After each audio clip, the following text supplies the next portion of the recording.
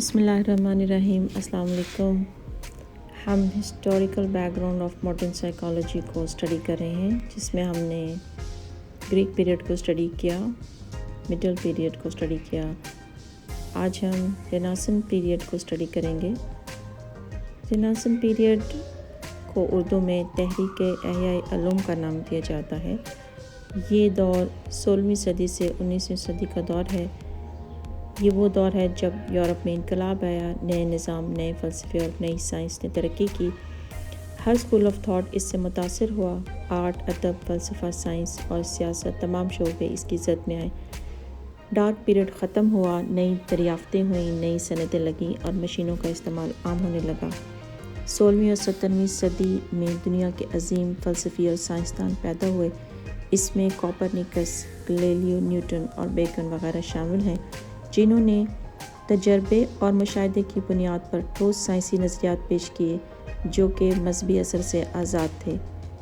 اس دور میں مادیت پسندی کو فروغ حاصل ہوا۔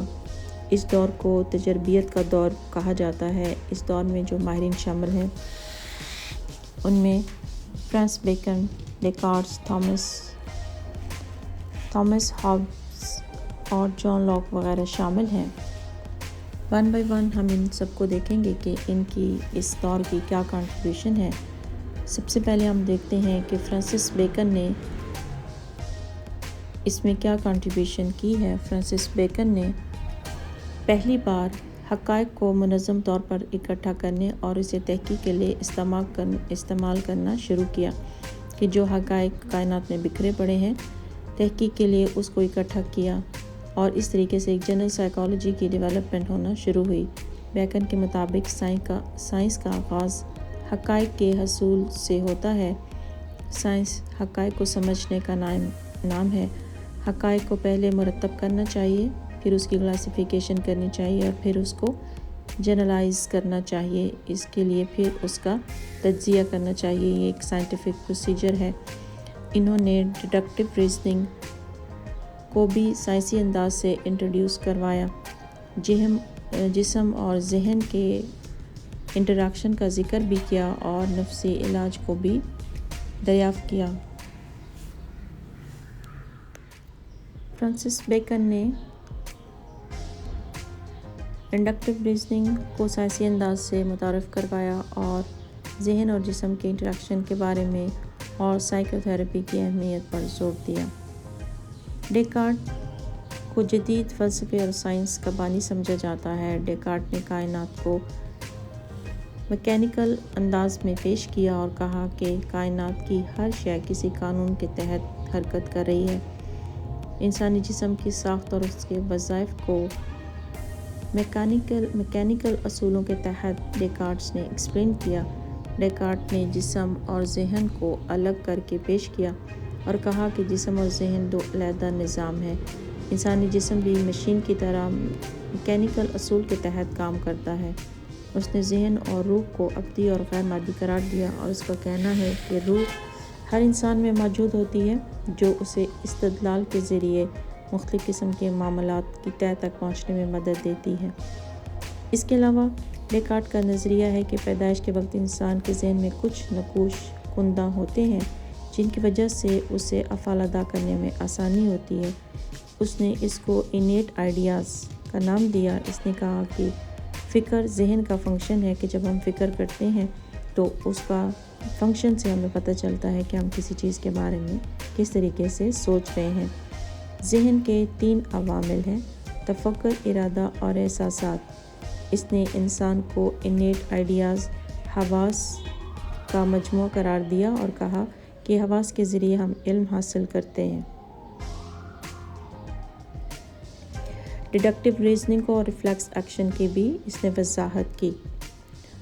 تھامس ہابس نے ایسوسی ایشن کے بارے میں بتایا کہ کس طریقے سے مختلف خیال اور مختلف خیالات میں ایسوسی ایشن پائی جاتی ہے۔ یہ ایسوسیشنزم کا بانی تھا۔ روح کے بجائے اس نے مائنڈ کا لفظ جو ہے وہ استعمال کیا۔ اس نے افلاطون کی طرح لذت پسندی کے نظریے کی تائید کی۔ اس کا کہنا ہے کہ ہر شخص کی جبلت میں ہے کہ دکھوں سے نجات پائے اور خوشیاں حاصل کرے۔ تھامس کا خیال ہے کہ حواس کے ذریعے علم حاصل ہوتا ہے۔ بیرونی مہیجات کی عدم موجودگی میں دماغی قوتوں کی حرکت کی وجہ سے حسی تجربات پیدا ہوتے ہیں، جس کو اس نے آئیڈیاز یا خیال کا نام دیا۔ تھامس نے تلازماتی خیال کے تصور کو فروغ دیا، جس کو ایسوسیشن اسکول آف تھاٹ کا نام دیا جاتا ہے۔ جان لاک نے ڈیکارٹ کے انیٹ آئیڈیاز کے نظریے کی تردید کی اور کہا کہ ذہن پیدائش کے وقت کچھ خیالات لے کر نہیں آتا، بلکہ وہ ایک بالکل سادہ مومی تختی کی مانند ہوتا ہے۔ اس نظریے کو اس نے ٹیبولا راسا کا نام دیا، اور مشاہدات اور تجربات ہمارے ذہن پر تاثرات نقش کرتے ہیں۔ ہمارا علم انہی تاثرات پر مبنی ہوتا ہے۔ ذہن میں یہ صلاحیت پائی جاتی ہے کہ تجربات کو منظم کرنے کے بعد باقاعدہ انداز میں پیش کرے۔ اس نے کہا کہ ہمارے حواس کی یہ خصوصیت ہے کہ وہ اشیاء کی صفات کو محسوس کر کے بیان کر سکتا ہے۔ ہمارے حواس کسی چیز کو گرمی، سردی، ذائقہ، رنگ وغیرہ کے احساسات کو محسوس کرتے ہیں اور حسی آرگنز کے باعث اس کو دماغ تک پہنچاتے ہیں۔ جان لاک کا خیال ہے کہ سادہ کیفیات کو جاننے کے لیے حواس کی لیکن پیچیدہ اور مرکب کیفیات کو جاننے کے لیے ہمیں غور و فکر اور استدلال کی ضرورت ہوتی ہے۔ جان لاک نے بتایا کہ انسانی ذہن کا جب تجزیہ کیا جاتا ہے اور اعلیٰ ذہنی اعمال کو اسٹڈی کیا جاتا ہے، ان کو اسٹڈی کرنا نفسیات کا ٹاپک ہونا چاہیے۔ نفسیات کو مینٹل پروسیسز کو اسٹڈی کرنا چاہیے اور مشاہدہ باطن کو بہت کیئرفلی استعمال کرنا چاہیے۔ اس کے علاوہ نفسیات کو اس نے فلسفے سے الگ کرنے کی کوشش کی۔ ڈیوڈ ہیوم اس پیریڈ کا آخری فرد تھا جس کو ہم اسٹڈی کریں گے۔ ڈیوڈ